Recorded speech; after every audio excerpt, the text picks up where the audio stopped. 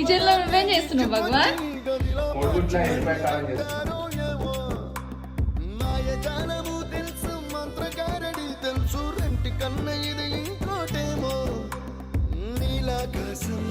నేలాకొస్తే ఇట్టాగే ఉంటాదో ఏమో ఈ సంతోషం